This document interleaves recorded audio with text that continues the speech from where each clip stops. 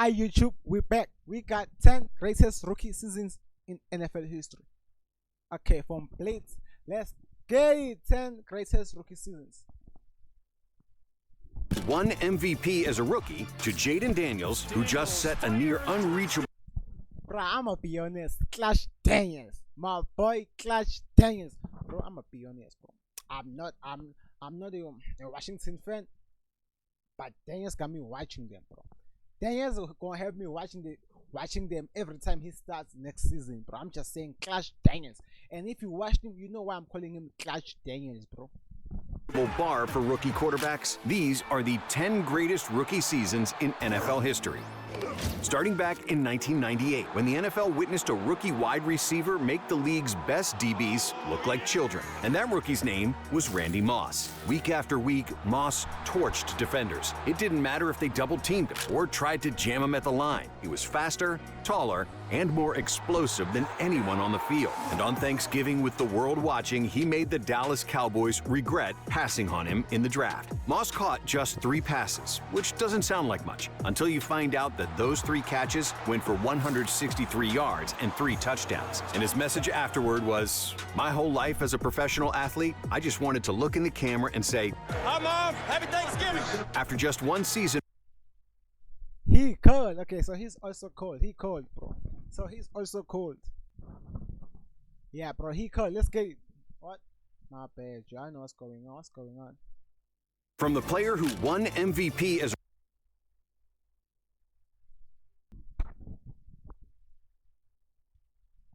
Okay. rookie receiver ever. And for decades, it seemed like that was a title no one would take from him, until Puka Nacua came along and gave him a run for his money. The Oh, yeah.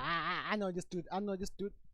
one would take from him, until Puka Nacua came along and gave him a run for his money. The 2023 NFL Draft came and went. My bad. I need to check something real quick. Okay, we good. And Puka came along and gave him a run for his money. The 2023 NFL Draft came and went, and Puka Nacua wasn't a name that stole headlines. Hey, Puka. Oh, You doing all right? doing good. Life is good. Well, here's what I want to say. What if we draft you with the 43rd pick here in the 5th round? That make your day a little better?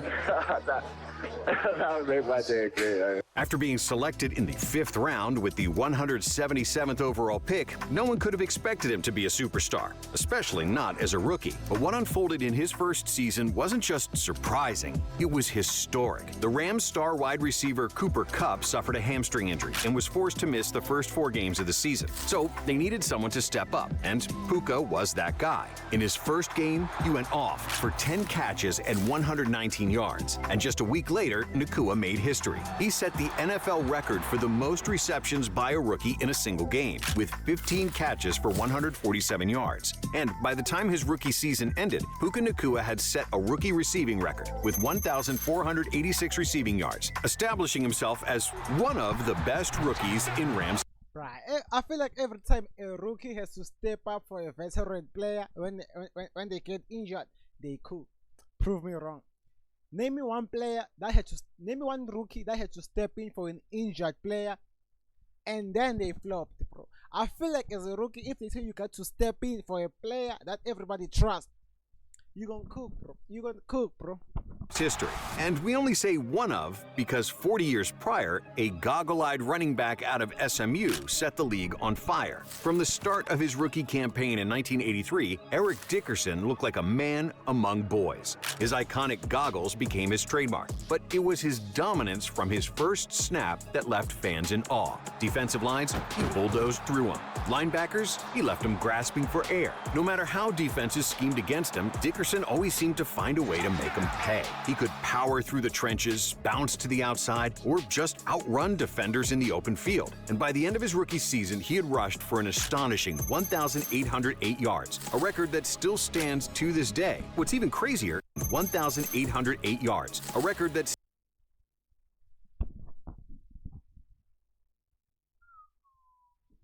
Right, the top 2, bro. The top 2 players are from 1980, bro. The 1980s, bro. The top 2 players from the nah, bro. NFL was different back then, and I know it wasn't called NFL. It was called I think it was called the AFL times and I think it was called something like that. I don't wanna like say something stupid. Still stands to this day. What's even crazier is how the Rams built their entire offense around their rookie running back, as Dickerson finished the year with a rookie record 390 carries. ED was the best rookie running back we've ever seen. And then the very next year, he was probably the best sophomore back ever too, setting another NFL record with 2,105 rushing yards. But we have to give an honorable mention here to Jim Brown, who is the only rookie to ever win NFL MVP. His 942 rushing yards, Brown, who is the only rookie to ever win NFL MVP. You're gonna be kidding, bro. What? An wait, MVP is the most valuable player, right? Do you win that when you get to the Super Bowl, or do you win that if you play it, or it doesn't matter if you get to the Super Bowl? His 942 rushing yards and 10 total touchdowns may not sound like much, but this was all the way back in 1957, when the season was only 12 games. He led the league. He was different. I don't care. He was 12 games, bro. He was different, guys. He was a beast. But 1957. Yo, nah, bro, what? In rushing that year, and was 242 yards clear of the second leading rusher.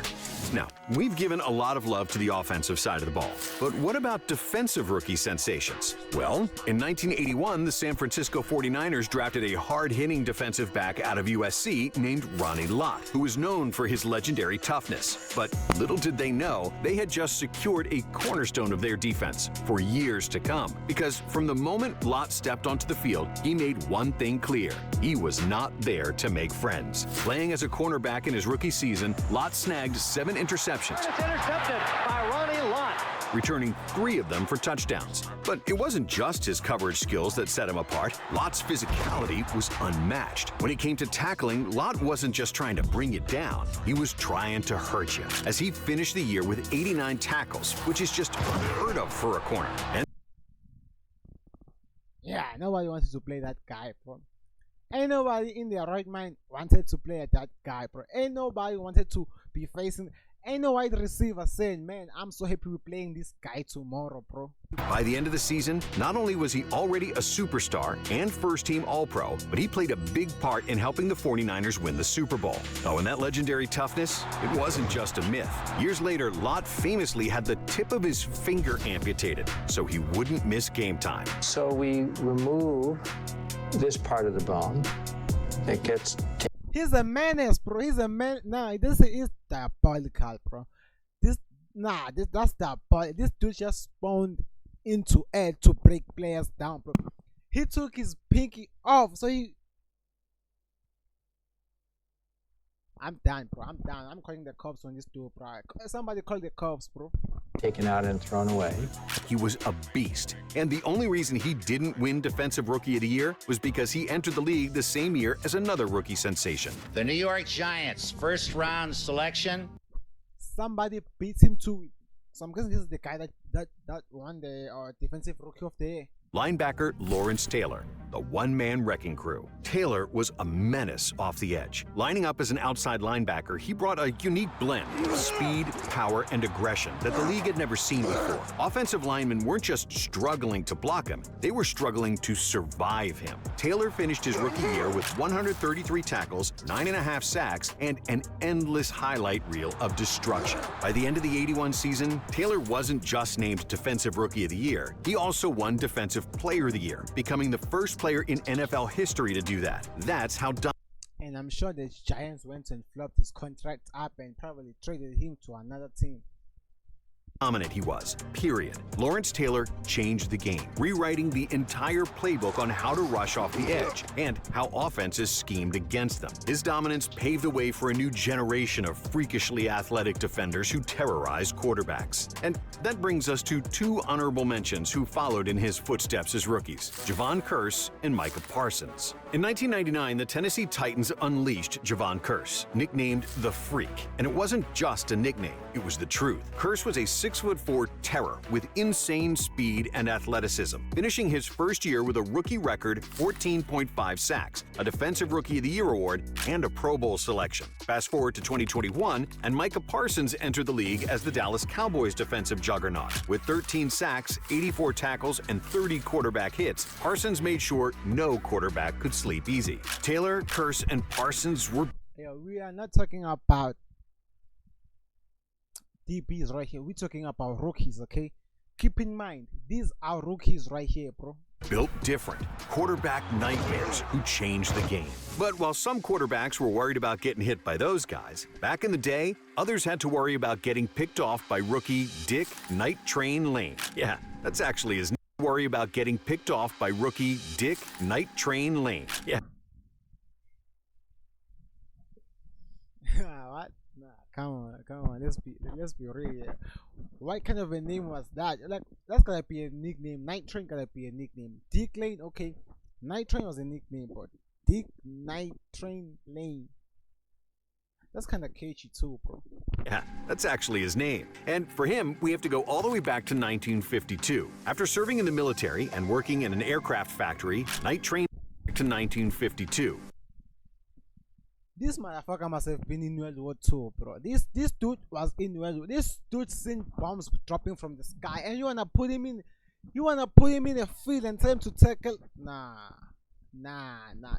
This dude was outrunning bullets and German soldiers, bro. Okay, no way, bro. After serving in the military and working in an aircraft factory, Night Train Lane decided to try out for professional football as a cornerback. The Los Angeles Rams gave. Yo, how old was he, bro? Like, so back then everything was easy. I'm sure you could be like 28 and join a team, bro.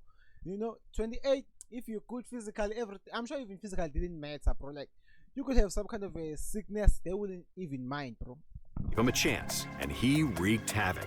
In a game against Washington, he intercepted 3 passes and completely shut down their passing game. By the end of his rookie season, Lane recorded a mind-blowing 14 interceptions in a 12-game season. That's an recorded a mind-blowing 14 interceptions in a 12-game season. That's an NFL record that has stood for over 70 years, untouched by all the greatest defensive backs to ever play the game. But years, untouched by all the great. That's an NFL record that has stood for over.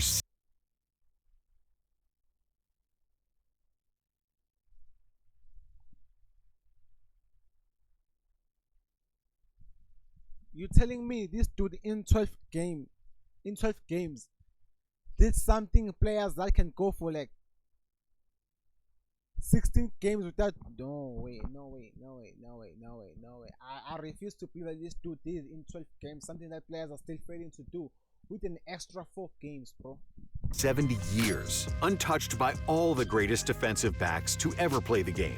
But Lane wasn't just a ball hawk. He was also one of the most punishing tacklers in NFL history. His infamous Night Train necktie tackle, where he would essentially clothesline ball carriers, became legendary. You know what? I see why, bro. There were no rules back then, bro. Like, bro, in today's day, bro, in today's age, goddamn age, this dude right here, bro, will be getting ejected after, like, this dude will miss like the whole season with ejections, bro. But also controversial. The league eventually banned the move, but not before Lane had left his mark as one of the most feared defenders. Yo, bro made them ban the move, bro. Bro made them put new rules just to stop him. Of his era. Now that we've mentioned some great offensive and defensive rookies, it's time to give some love to the special teams rookie superstars. In 1965, the Chicago Bears had a rookie so explosive that it seemed like he was playing a different game entirely. Gale Sayers, nicknamed the Kansas Comet, wasn't just an elite running back. He was the man who made special teams relevant. In a Week 13 game against the 49ers, Sayers had 4 rushing touchdowns, 1 receiving touchdown, and 1 punt return touchdown for a combined 6 touchdown game. Sayers' skill came down to one word: vision. Give me 18 inches of daylight. That's all I need. He didn't just see the lane. He saw. Nah, them dudes were built different back then. Look at this dude's face, bro. Look at this dude's face, bro. Give me 18 inches of daylight. That's all I need. Yeah, they were different, bro. They were different, but like I feel like we don't got this no more, bro. He didn't just see the lane, he saw the whole field like it was a chessboard. And once he made his move, no defender was catching him. Sayers' rookie season truly displayed the versatility he had, finishing with 867 rushing yards and 14 touchdowns, 507 receiving yards and 6 touchdowns. Then the craziest part was his 898 return yards and 2 touchdowns. For those of you keeping track at home, that's 2,272 all-purpose yards and 22 total touchdowns. Gale Sayers, a sensational rookie from Kansas in his first year. But we have to give an honorable mention to another Bears return specialist, because if we fast forward to 2006, that's when rookie Devin Hester burst into the scene. With 1,128 return yards and an insane 5 return touchdowns, it seemed like he was taking a kick or punt to the house every week. From his 108-yard missed field goal return to his iconic opening kickoff touchdown in the Super Bowl. Hester trying to work it back to the middle, gets past the first wave, and here he goes. It's Hester inside the 30. Hester's going to take it all the way for a touchdown. Hester redefined what it meant to be a special teams game changer. He didn't just make history, he went on to become the greatest return man of all time, and even landed in the Hall of Fame for it. But the next player on this list actually unseated. Wait, he was a rookie, right?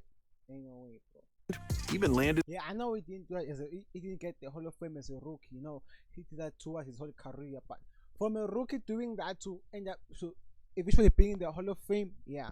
In the Hall of Fame for it. But the next player on this list actually unseated a Bears legend, Mike Ditka, for the title of best rookie tight end ever. Of course, we're talking about Mike Ditka for the title of best rookie tight end ever. Of course, we're talking about Brock Bowers and what he did this past season. It's not every day that a tight end enters the NFL and looks like a 10-year veteran right away. But coming out of Georgia, Bowers was no stranger to the spotlight. In just 3 seasons with the Bulldogs, he helped his team secure back-to-back national championships. That being said, usually tight ends still take some time to adjust to the NFL's speed and complexity. Not Bowers. In his rookie season, he set all kinds of records, namely his rookie record of 112 receptions and his rookie tight end record of 1,194 receiving yards. But the craziest part, his rookie tight end record of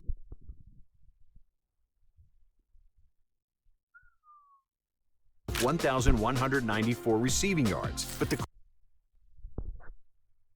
Ritter as his quarterbacks. Bowers is a matchup nightmare. Linebackers can't keep up with him. Safeties aren't big enough to outmuscle him, and corners just get bullied trying to cover him. In a league full of superstars, Bowers has already placed himself among the most dangerous weapons in the game, and he has a bright future ahead of him. Even Gronk can already see the sheer talent Bowers has.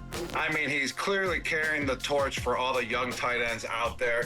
He's just so savvy, he's so smooth, he's so precise with all his routes, and he punishes guys after he catches the ball as well, and that's what I love about him. All right, I know what you're thinking. Where are all the quarterbacks? It's especially tough for QBs to be among the best rookies of all time because...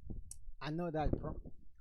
As I said, bro, as a rookie, you know, you're gonna be like a QB2, and if you get lucky, now the QB1 might get injured, but no, just like bad. Don't wish for your teammate to get injured. But there's only one dude I'm talking about, bro. Clutch Daniels. Let's get it. Come on, I'm trying to see Clutch Daniels. Because it's the hardest position in football. Rookie quarterbacks are expected to make mistakes, endure growing pains, and take time to develop into franchise players. Or at least that's how it normally goes. But when C.J. Stroud entered the league in 2020... Man, how did I forget my boy C.J.? The Houston Tech. Come on, bro. I forgot. I'm sorry. I forgot, bro. I forgot about C.J. Stroud. Actually, I know about C.J. Stroud. I just didn't know. I never watched him when he was a rookie. It was clear that he was no normal rookie. In his first few games, he did what most rookies can only dream of. He avoided turnovers, stayed calm under pressure, and turned Houston's previously mediocre offense into a well-oiled machine. Stroud to the end zone, touchdown! By mid-season, Stroud had already set an NFL record for the most pass attempts without an interception to start a career, with 191 passes. And still, he was just getting started, because in a Week 9 matchup against the Tampa Bay Buccaneers, Stroud and the Texans found themselves down 5 with less than a minute left on the clock and no timeouts. And with the game on the line, Stroud delivered an incredible game-winning drive. Stroud to the end zone, touchdown!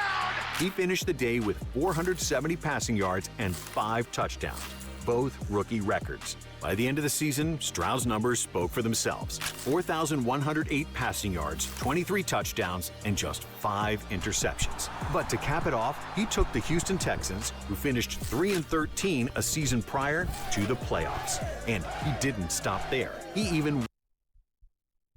Bro, imagine being a QB and a rookie comes in and just takes your position, but takes your spot, kicks you out, right? Throw your... Nah, bro. I know who the QB was before this dude here, but I know he was probably happy, but man, deep down I'd be pissed off too.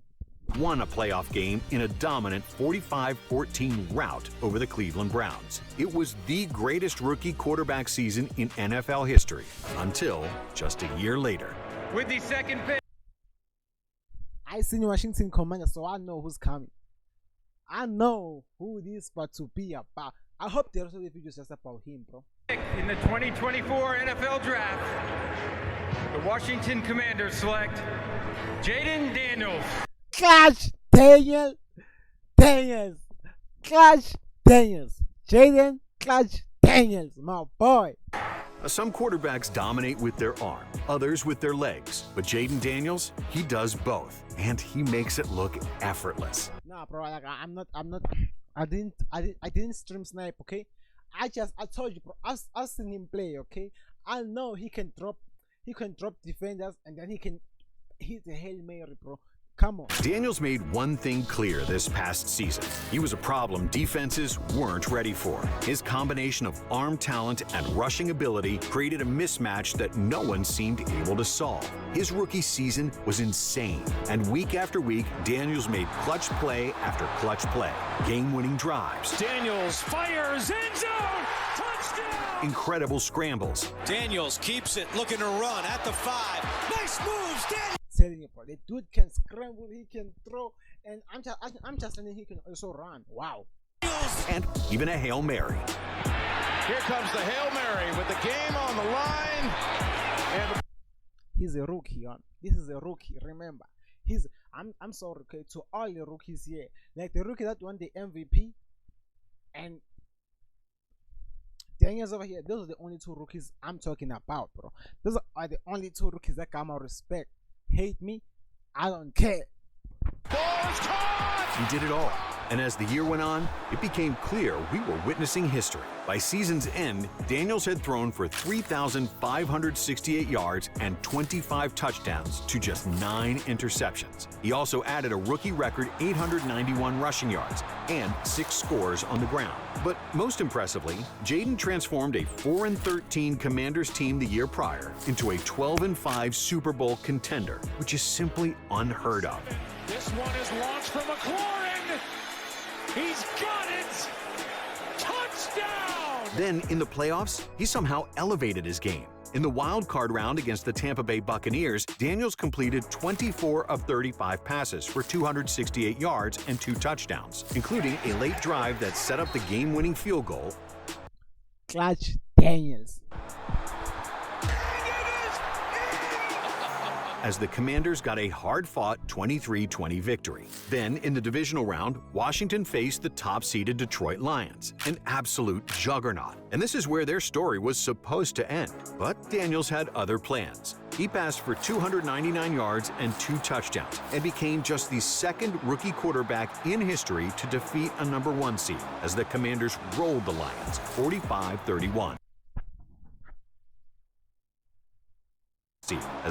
And became just the 2nd rookie quarterback in history to defeat a number 1 seed, as the Commanders rolled the Lions 45-31. Unfortunately, their Cinderella story came to an end in the conference championship. Okay, yeah, it makes sense, bro. The Eagles that season weren't playing with nobody, okay? But still, Clash Daniels, bro. I'm telling you, bro. If the Commanders build around this dude, I'm telling you, bro, they going back to back playoffs, bro. Against the Eagles. But with Jaden Daniels running the show, Washington is set up to be a legit contender for years to come. If you enjoyed this video, hey, I'm a see you. Okay. Anyway, okay, the insane rise of. Okay, you know what? 100 likes. I'm telling. Okay, you know what? 50 likes. Okay, we're gonna react to this video right here, bro. We're gonna react to this video right here. Okay. I'm a see you. Okay. Anyway, if you enjoy this video, please leave a subscribe, leave a comment, and like, bro. Okay. I'm gonna see you in the next video. Peace.